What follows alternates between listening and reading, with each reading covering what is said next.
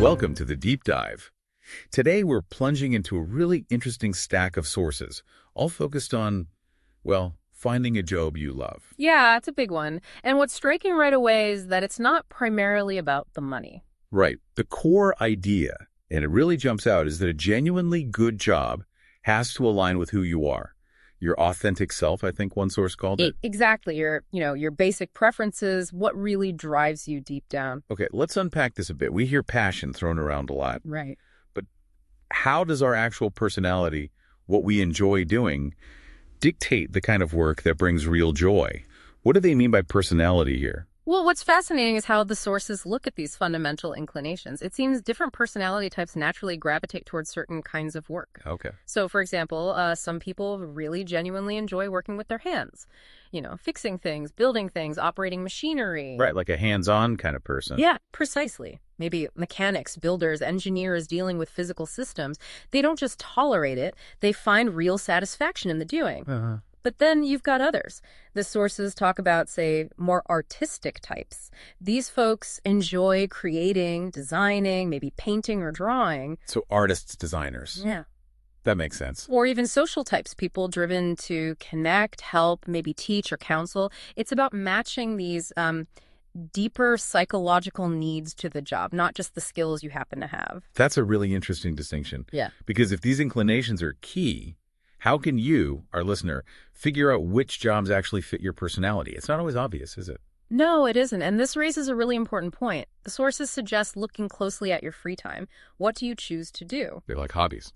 Sort of, but maybe deeper. What activities make you lose track of time? Where do you find that effortless engagement, that flow state? Flow state, right. Yeah. Do you find yourself constantly helping people, maybe organizing things for others? Or are you always tinkering, solving problems, optimizing things just for the heck of it? Interesting. So it's the why behind the activity. Exactly. Even look at what you complain about. If you're always frustrated by inefficiency, maybe that points towards a drive to organize or lead, to improve systems. Okay. So my complaining could actually be useful. Potentially. These small clues, what you do without obligation, what genuinely irks you systemically, they can really shine a light on the kind of work environment where you'd actually thrive. Okay, so let's say you manage this. You find work that aligns with who you are. What happens then? What are the real benefits beyond just, liking your job more? Well, connecting this to the bigger picture, the outcomes seem pretty significant. When your job truly matches who you are, you tend to feel less stressed, less burnout. That makes sense. It's less of a struggle. Right, because you're operating in a way that feels more natural, more energizing. And it's not just about feeling good. The sources suggest it boosts creativity, problem solving, even performance. So actual tangible results. Yeah, you feel more confident, more motivated, more resilient when things get tough. Work becomes less of a chore and more of a source of growth. It really feeds into overall well-being. Wow. So that alignment really makes a profound difference then. It's way beyond the paycheck. It hits your confidence, your drive, your whole sense of well-being. It's finding that sweet spot where work isn't so much like work. Exactly, that resonance. Okay, so as you, our listener, think about your own path. Maybe consider this.